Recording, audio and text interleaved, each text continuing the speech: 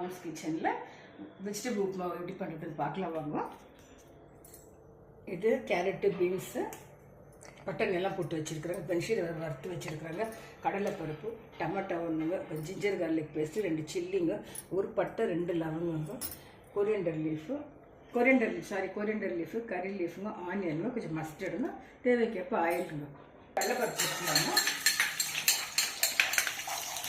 கடலைப்பருப்பு, கடுகு, கருவேப்பிலை, லவங்கம், பச்சை மிளகாய், ஆனியன்கள், ஒரு பக்கம் வெஜிடபிள்ஸ் போட்டு ஃப்ரை பண்ணலாங்க.